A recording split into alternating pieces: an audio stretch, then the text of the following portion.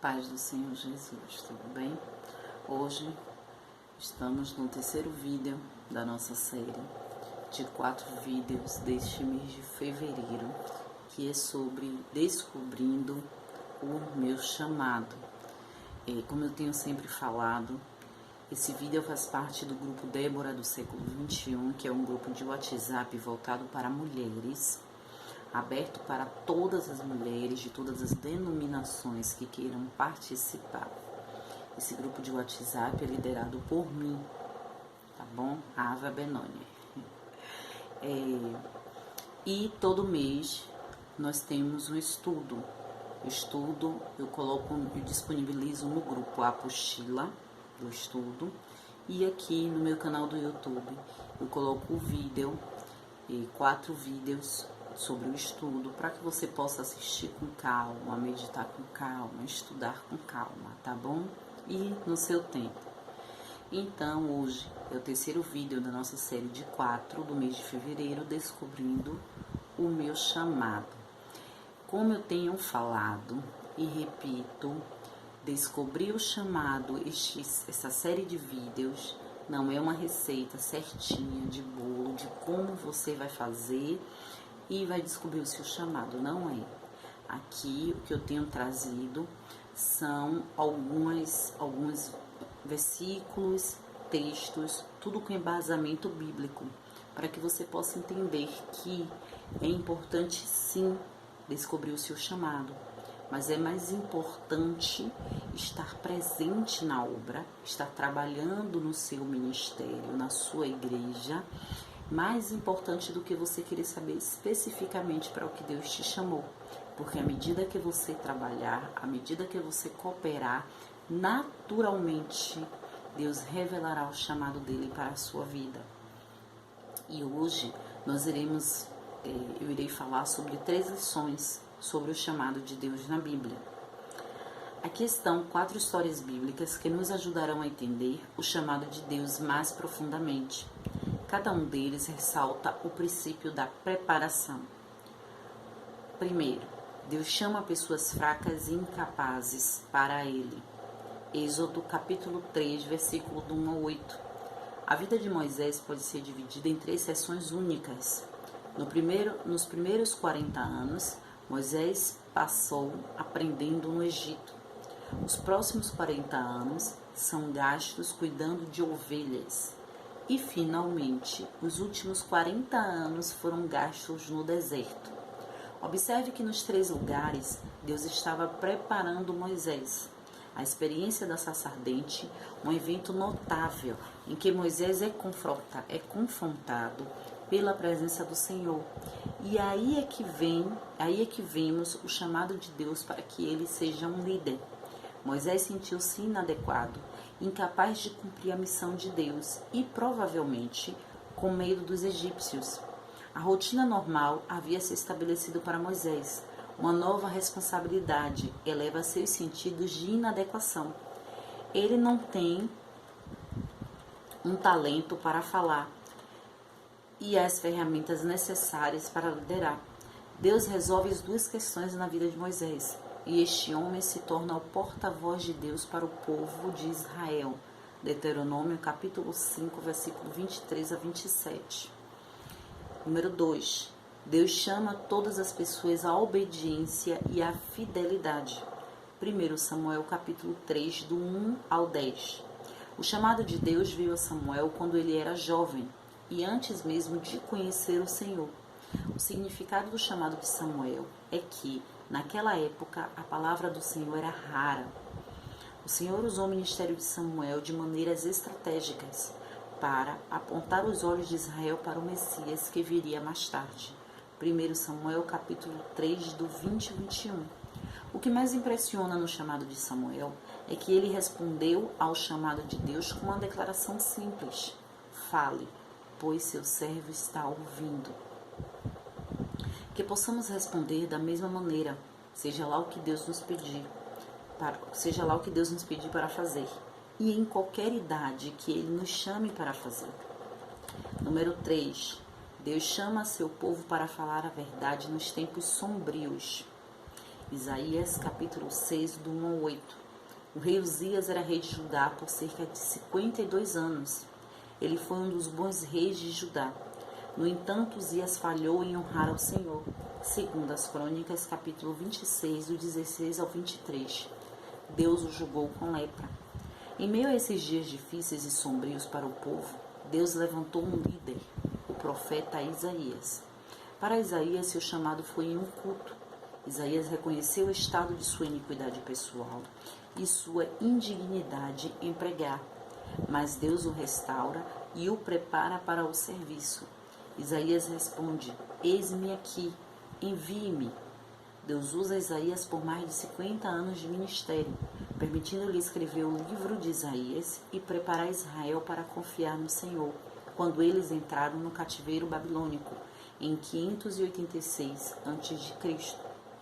Esses três exemplos que usamos sobre Moisés, Samuel e Isaías são três exemplos diferentes, três chamados diferentes, mas que têm algo em comum, além de ter sido chamados por Deus, é claro. O que tem em comum é o seguinte: todos eles receberam a capacitação que precisava para cumprir o chamado. Ou seja, Deus não vai te dar nada sem te capacitar para cumprir. Ele não vai te dar nada sem te ensinar a administrar. Deus, ele nos dá a semente, como eu já falei. Ele nos dá a semente, nos ensina a, vamos assim, levar para o lado do agricultor. Ele nos dá semente, nos ensina a plantar, nos ensina a cuidar daquela semente. Mas quem tem que plantar sou eu, quem tem que regar sou eu, quem tem que tirar as ervas daninhas que dá no campo sou eu, quem tem que ficar olhando se vai dar aqueles bichinhos que comem a planta sou eu. Quem tem que adubar sou eu. O adubo vem de quem? Vem de Deus. Mas quem tem que adubar sou eu. Deus, ele nos dá as ferramentas necessárias, a capacitação necessária para que possamos cumprir o chamado dele. Ele nunca, de forma hipótese nenhuma, vai dar nada a ninguém sem dar a capacitação necessária para aquela pessoa que cumpra o chamado dele. Ele nunca vai dar nada que você não possa cumprir, que você não possa administrar. Entenda que o cumprir, o administrar não é segundo as suas forças, não é segundo a sua vontade, não é segundo como você acha que deve ser feito, é segundo a vontade de Deus. E segundo a forma como Deus já falou, como Deus vai falar. Então, o que esses três exemplos têm é o seguinte: foram três grandes homens para o povo de Israel, três grandes homens que estiveram disponíveis para o Senhor, mas eles não eram perfeitos.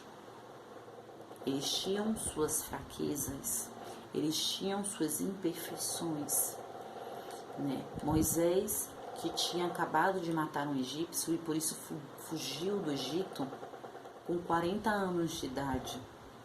Levou 40 anos em Midian, apacentando ovelha como um pastor. E com 80 anos, quando Deus o chamou, ele não sabia falar ainda. Ele não tinha toda aquela como é que posso dizer, capacitação para ser o libertador de Israel. Ele não tinha capacitação visível aos olhos do homem, porque aos olhos de Deus ele já tinha, aos olhos de Deus ele já estava sendo preparado. E é isso que nós temos que entender. Você pode olhar para você e dizer: não, eu não consigo fazer isso que Deus mandou eu fazer. Não, eu não consigo cumprir isso que Deus mandou eu fazer. Eu não consigo fazer o que Deus mandou eu fazer porque eu não consigo.